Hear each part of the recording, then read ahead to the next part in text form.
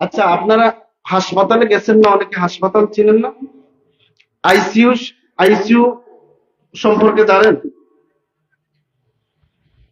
আইসিইউতে যে অক্সিজেন দেয়, একদিনের অক্সিজেনের ভাড়া কত?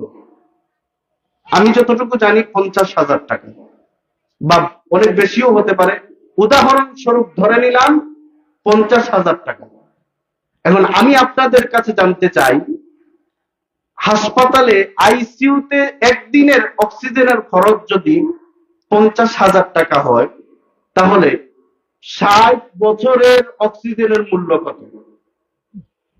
হিসাব করতে হবে না, ক্যালকুলেটর দেখতে হবে না, শুধু মাথায় রাখবেন।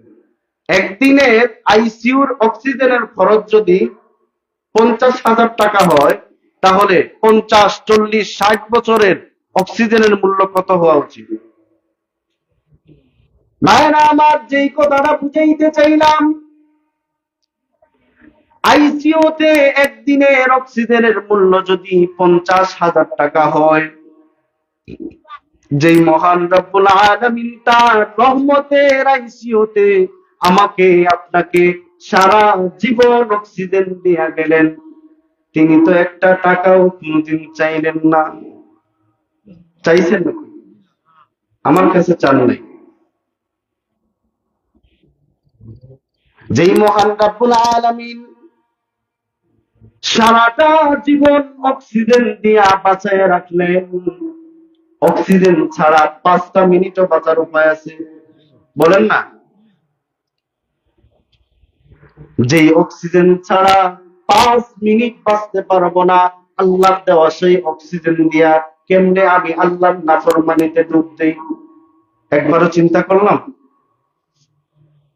আজকে চিন্তা করবেন, বালিশে মাথাটা লাগাইয়া চিন্তা করবেন, যেই আল্লাহ রব্বুল আলামিন আমাকে অক্সিজেন দেন, 24 ঘন্টা অক্সিজেন দেন, ওই মহান রব্বুল আলামিনের নাফরমানিতে লিপ্ত কেমনে হই? কেমনে আমি ওই আল্লাহর অক্সিজেন ব্যবহার করে সুদ খাই? কেমনে আমি ওই আল্লাহর অক্সিজেন ব্যবহার করে ঘুষ গ্রহণ করি? কেমনে আমি ওই আল্লাহর অক্সিজেন ব্যবহার করে মিথ্যা কথা বলি?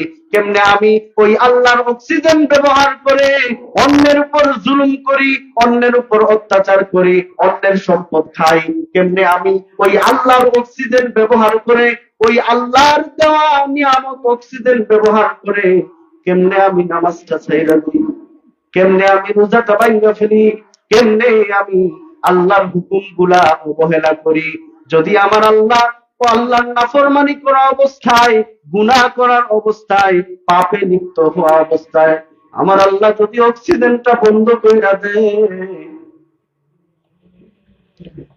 ও কামালপুরের মানুষ, একবার আজকে চিন্তা করে দেখবেন, আমার আল্লাহ যদি অক্সিজেনটা বন্ধ কইরা দেয়, আমার শেষ পরিণতি কেমন হবে?